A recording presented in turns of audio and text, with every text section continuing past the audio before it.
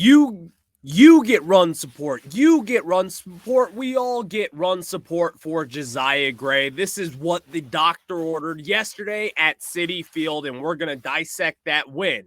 What a beautiful one for this Nationals team. You are Locked On Nationals, your daily Washington Nationals podcast, part of the Locked On Podcast Network, your team every day.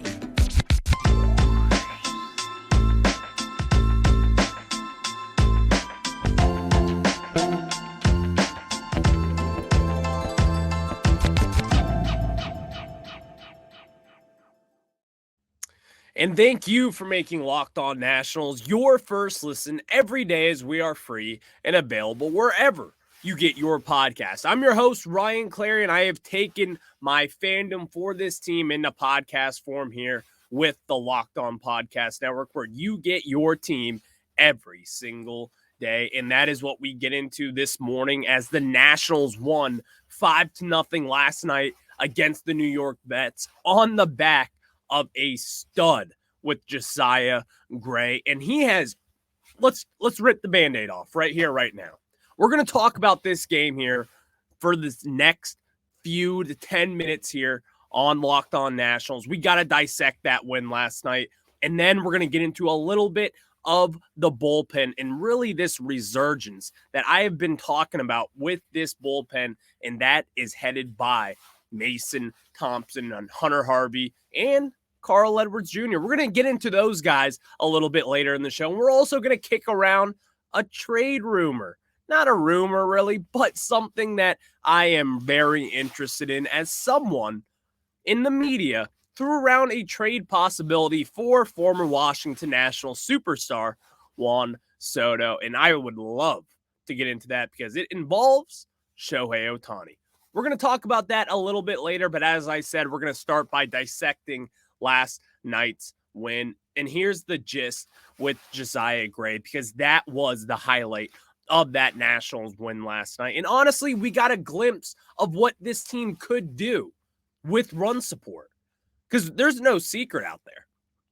This Nationals team has struggled to score runs, and in particular, this Nationals team has struggled to score runs when you have guys like Mackenzie Gore and Josiah Gray up on the hill. But that was not the case, as the Nationals put on 2 runs in the first 3 innings, which honestly we haven't really seen too much out of. And then ultimately we had a couple more later, but in that second inning, Keibert Ruiz hits an absolute mammoth shot for a home run. That was huge just to get things started. And honestly, not even to mention the fact that Keibert Ruiz has quietly kind of been turning it around at the plate. And honestly, to see that ball fly 415 feet, went 105 miles per hour off the bat, that is what we expect and what we want to see from the former top prospect. You're starting to see things click for him at the plate as he's starting to take pitches the other way. And he's always been a very tough out in general, as he doesn't really strike out too much, kind of like his friend Luis Garcia over at second base, who we're going to definitely get into a little bit later as he got in that second spot. But this is what we have been talking about. This is the problem that this Nationals team has had, and that is producing runs to help support your young pitchers. We talk about the defense and how Davey Martinez last year talked about how the defense certainly was not helping when it came to pitching, and that is 1,000% true. But now this year, what is that? It's the offense that hasn't been good. And so on nights like last night, that is when you see Josiah Gray at his best. Bases loaded jam. Starling Marte up. 3-2 count. 3-0 ball game. What does he do? He strikes him out on a beautiful slider down and away, or a sweeper, whatever you want to call it. And that is what this Nationals team hasn't been able to do so far this year, is to be able to get in those situations with a couple run lead. You can put a guy on. You can walk someone on when it's runners on the corners, when you have a fluffed up lead. It's comfort. That is the important thing when it comes to pitching, especially for these young guys. You know, a lot of people may just overthink that and think that, well, how does that really affect them? because they're not on the offensive side of things. It doesn't really matter what they do. All they have to do is get outs, right? Well, no. You know what's a little more comfortable than a 0-0 game? 2 or 3-0. How about that? Get the run support out there. Help your pitchers out. Make him feel like he's not in a situation to where he has to get that out. Make him feel comfortable to put someone on the base when you have an open base. And then you get to Starling Marte, and guess what? You strike him out. You get in those situations that help you win ball games. And this is the kind of development that you will continue to see as this season goes on. Yes, there will be more frustrating moments than probably bright moments, for being honest. But moments like last night in Citi Field, Queens, New York, under the bright lights against a supposedly very good New York Mets squad, Josiah Gray comes out on top. He shuts down the New York Mets. And in doing that, he generated 20 swings and misses. And a lot of people were like, oh, it's a strike either way. That's 20 strikes, whatever. No. Swings and misses do matter, especially going against a loaded lineup like the New York Mets, with a couple heavy left-handed hitters in there, Daniel Vogelbach. It's a tough situation to be in, especially for these young caliber pitchers like a Josiah Gray and Mackenzie Gore. But the most important aspect of this entire thing, when you're talking about a young, rebuilding national squad, is when moments like last night, you take advantage of that. And that is what the Nationals did. Obviously, not even to mention, Luis Garcia getting moved into the second hole last night was probably one of the better decisions that Davey Martinez has done all year, as that worked out tremendously for him in that squad, because Luis Garcia had a couple hits for the Washington Nationals as he went, actually one hit, got on base a few more times. And honestly, that is what this team kind of needed. And I expect to see this from Davey Martinez. I expect to see a little bit more adjustments rather than just sticking with a lineup for 2 weeks, have it not work for about a week, and then make the change. Davey Martinez shouldn't be afraid to make changes like these, because then you have moments like last night when you have Luis Garcia. You stick with the hot bat, and what does he do? He drills a double into the gap late in the game to make it a nice, comfortable lead for this national squad. And that is the biggest part of this 2023 national squad, is that we do have pitching on this team. If we haven't realized, pitching is certainly not the problem with this team. Trevor Williams has pitched his ass off. Josiah Gray, Mackenzie Gore, we've talked about them. They've been great. Chad Kuhl even, not that bad. Patrick Corbin, we'll talk about that another day. But right now, for today, it is a positive light show, which is what we deserve, because we have had some dark times. We've been on the bumpy roads. But last night was a beautiful place, as Davey Martinez would say. So when talking about the Nationals playing against the Mets, there may be a little dark light in that situation. Not a lot of optimism. But after seeing what we did last night with just a little bit of run support to make Josiah feel a little bit more comfortable out there, that is a key momentum shifter for a team that needs all the momentum in the world. And now we're starting to see that. You're starting to see that turn and actually mean something for this Nationals team. And also, with the pitching, I've talked about the bullpen and how I believe that that is the strength of this team. And I certainly still believe that heading into April 26th of 2023. And so we do have to talk about this bullpen, as honestly, last night, the performance from Mason Thompson was something that I haven't really seen in a while, because he had 4 strikeouts in 3 innings pitched. May not seem that impressive to you, but we have to talk about this Nationals bullpen, because they're starting to prove us what we really, really thought so far in 2023. But before we get into that, I have to tell you guys about my friends over from So Rare. And here's the gist of that. So Rare is a revolutionary fantasy baseball game and marketplace transforming fans into owners with officially licensed digital cards, unlike featuring players from across all 30 MLB teams. And here's this. Not Josiah Gray, Julio Rodriguez and Juan Soto, they're partners with SoRare, so that just makes it even a cooler experiment. And MLB game weeks happen twice weekly and span a 3 to 4 day cycle.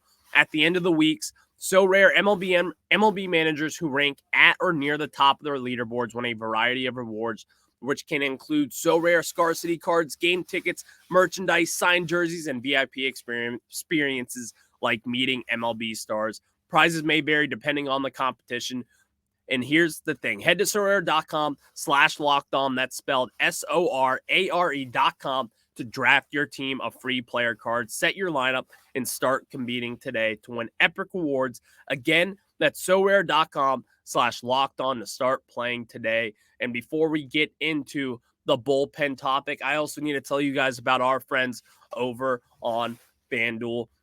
And grand slams, no hitters, and double plays are back, and there's no better place to get in on the MLB action than FanDuel, America's #1 sportsbook. That's right, because right now, new customers can get up to the plate with a no-sweat first bet up to $1,000. Just go to FanDuel.com/lockedon, sign up, place your first bet, and get up to $1,000 back in bonus bets if you don't win. So we know the Nationals are playing tonight. Guess what? I'm going to spray a little money on the Nationals money line. We're going to ride this hot streak out as we have our guy, Mackenzie Gore, on the hill tonight for the Nationals. So why not? Let's put it on the money line. We'll take a Nationals win. So don't miss your chance to get a no-sweat first bet up to $1,000 when you join FanDuel today. Just go to FanDuel.com/lockedon to sign up. FanDuel, the official sports betting partner of Major League Baseball.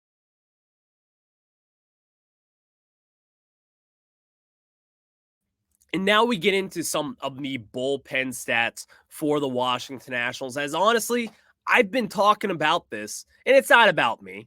None of this is about me. It's about us here.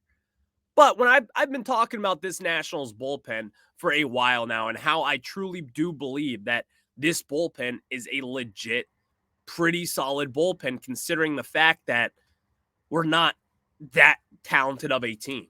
And you saw that with Mason Thompson last night, going 3 innings, only giving up 1 hit, striking out 4, and continuing the success of that Daniel Hudson trade that we got Mason Thompson for back in 2021. And listen, before we get into diving into this bullpen, if I was a GM, every single offseason, I would be signing someone in the zone of a Daniel Hudson type, someone who is a reliable veteran piece, who is healthy, and that is someone that you can trade at the deadline. Because here's the thing. This is what we got. And honestly, Mason Thompson was expected to be this good the entire time. When we got him, not a lot of people knew about him. Bullpen guys aren't the flashiest of prospects. But at the end of the day, you see how valuable they are, especially for a team that may lack in the starting pitching department. But now looking at this, guys like a Hunter Harvey, you claim from the Orioles, a former first-round pick, someone you know who has the stuff. He just hadn't been able to put it together at the starting level. But you put him in the bullpen, you work on his pitches, and you have guys that treat him the way that he wants to be treated when it comes to the bullpen. Because you're starting to see these pieces come together in that bullpen for this national squad. In talking about Mason Thompson and what he does, this is someone who I think we're actually even using him in the wrong role for what he should be doing, which is being a setup guy or a closer. But last night, you saw him come out there for 3 innings. 3 innings for a bullpen guy. Someone who's not really accustomed to doing all of this work. But here they are. This Nationals bullpen is pretty damn good so far in 2023, as here's the gist of it. The ERA right now is at a 3.43 for this bullpen, but I think the story lies a little bit of a bigger picture when it comes to this, because when talking about this Nationals bullpen, I don't think you can leave out guys like a Carl Edwards Jr., who a lot of people just look over and think that, well, yeah, like he's nice when he gets out there. But no, this guy has been effective. He's been striking out guys. Erasmo Ramirez has seemed to settle down a little bit after having a rough few starts. And yes, some people may ask, who cares about Erasmo Ramirez? I understand that. But at the end of the day, he has been pitching pretty well so far for the Nationals, as right now we sit with a WAR of just about, I would say, a 0.6 on Fangraphs, while other teams like the Orioles have a 1.8. Now, there is a big difference in that, but for a team that's in a rebuild, that you'll be shipping off some of these bullpen pieces like a Kyle Finnegan, for example, or an Erasmo Ramirez, or whoever may else be coming up and who may be developing down in the bullpen. That is the important stuff for this team right now. We talked about comfort when it comes to defense and getting leads and run production. You know what else is comfort for the Nationals team? Is knowing that you have a bullpen that can hold it down for just a little while.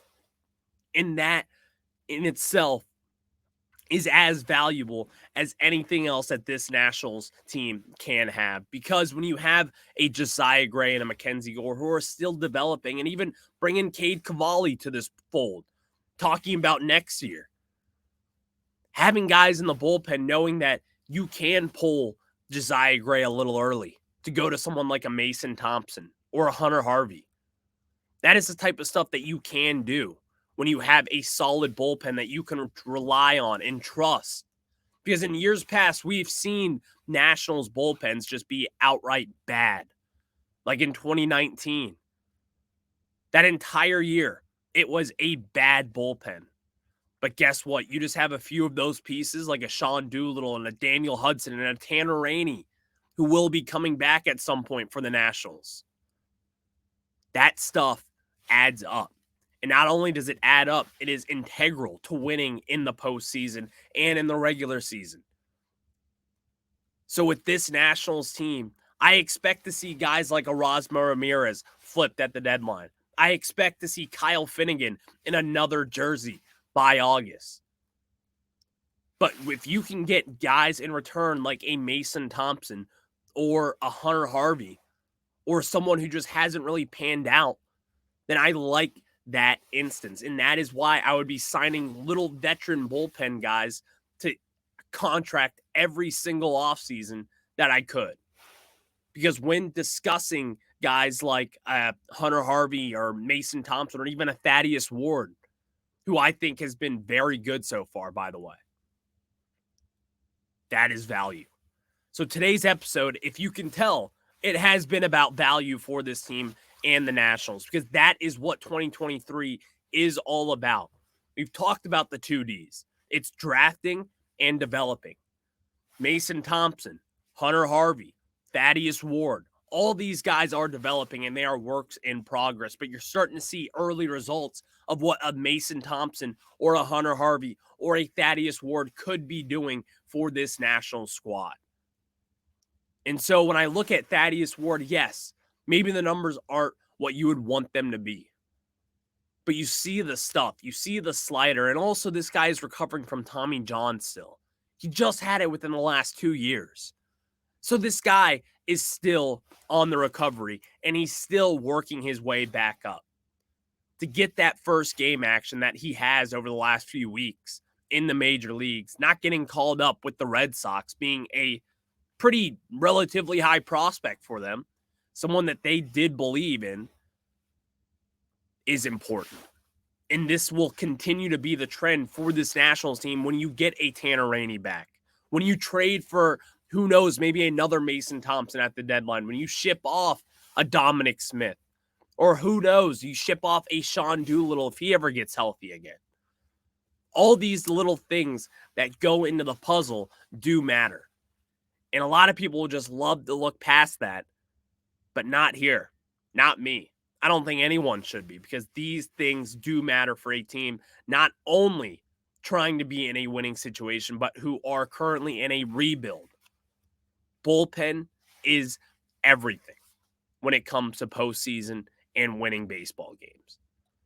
But now I want to kick around this trade idea that I saw the other day that I think is wildly interesting, and it has to do with Shohei Otani and our old friend Juan Soto. We're going to get into that, but before we do that, I got to tell you guys about our friends over at Ultimate Baseball GM, and this is the coolest game I've played in a long time. I've always thought I could be a great MLB GM, but guess what? It's not that easy. If you've had the same thought, which I'm sure you have at some point, when especially talking about this Nationals team, you're talking about, how don't you re-sign Trey Turner? How don't you extend this? How don't you extend that?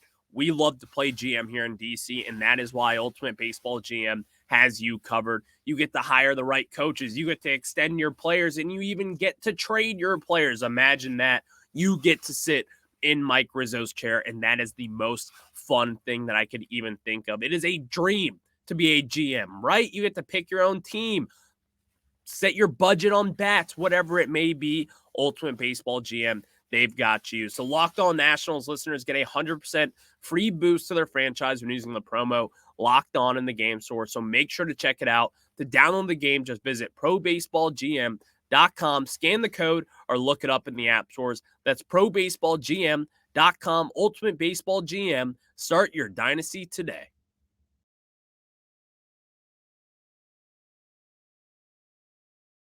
And now we get back into it, as I saw this trade proposal yesterday for Juan Soto going to the Los Angeles or Anaheim Angels, whatever you want to call them, for Shohei Otani. And wow, imagine that trade for a second, because we talked about Juan Soto just last week and how he's been off to this slow start. And yeah, we know it's a little tough for him right now. But would you even consider this deal? I love Juan Soto, and I love Shohei Otani. But what would you do for this deal? What is the point of this deal? Because I wanted to see this, and I was like, okay, I mean, Shohei Otani is a little bit older, but when you consider the fact that Shohei Otani is probably or definitely a top 10 pitcher in all of baseball, and then when you combine his hitting, he's a top 10 hitter in all of baseball. And I think Juan Soto is also a top 10 hitter in all of baseball, and I think he's going to be a historically great hitter. And yes, I still believe in that. Would I make that trade? Yes, in a heartbeat. I love Juan Soto. I love what he can do. I love the swag from him. I love everything about Juan Soto. I'm a Juan Soto guy. But when you can get a player like Shohei Otani, who is seriously just touching the prime of his career in my mind, I'm doing that in a heartbeat. And honestly, hear this out. I don't even think you could do that trade with just Juan Soto. I think the Angels would ask for more, which I think is very reasonable. Now, how much more do I think? Do I think it's Juan Soto and 3 of their top prospects? No. But I think it's Juan Soto and one of their top prospects. I don't think it's going to be someone like a Jackson Merrill, who is a first-round pick and someone who is a top 20 prospect right now in baseball. But damn, when you consider what Shohei has done, and I still believe Shohei Otani is one of the least talked about people in sports when considering what he does every 5 nights, and other than that, every 6 to 7 nights a week. Shohei Otani is probably the best player that I have ever seen in any single sport. It is no doubt in my mind that what he does is greater than what anyone else does in all of sports. So to trade Juan Soto, who I believe is up in that conversation as well for the best hitters in baseball, think about that for a second. You're telling me that you're not going to make that trade for a top pitcher in all of baseball and a top hitter in all of baseball for Juan Soto, and you have the opportunity to pay him whatever he wants? And listen, we all know this about Shohei. He's from Japan. He's going to want to stick on the West Coast. That is what has been reported. So when you're talking about the West Coast, you're talking about the Angels, the Dodgers, the Giants, the Mariners, and the Padres. Not a lot of options there. I don't think the Mariners will be forking over that money. I don't believe that the A's certainly will not be forking over that money. And honestly, I don't even know if the Angels will be. So I think it comes down to the Dodgers and the Padres. And if I was the Padres, absolutely I'm making that deal. And it's nothing to do with Juan Soto's struggles. But when you have a lifetime great, all-time great, and when I mean all-time great, undoubtedly an all-time great with Shohei Otani, you make that trade. You make that trade any day of the week. And a lot of Nationals fans may be a little bit upset about that, which I understand. We still love Juan Soto here. We still talk about him. He's still very relevant considering the massive trade that we made just last year. But I am making that trade, and Juan Soto will be on 3 different teams in the span of just 2 years. And guess what? I am perfectly okay with that. I will do that trade any day of the week. So thank you for making Locked On Nationals your first listen every day. And now you can make Locked On Fantasy Baseball your first listen. But before that, tomorrow's show, we'll be talking about this game once again as Mackenzie Gore takes the mound for the Washington Nationals tonight. And as we've been saying, our ace taking the mound once again. I'll talk to you guys on the flip side. Thank you for tuning in and have a good day.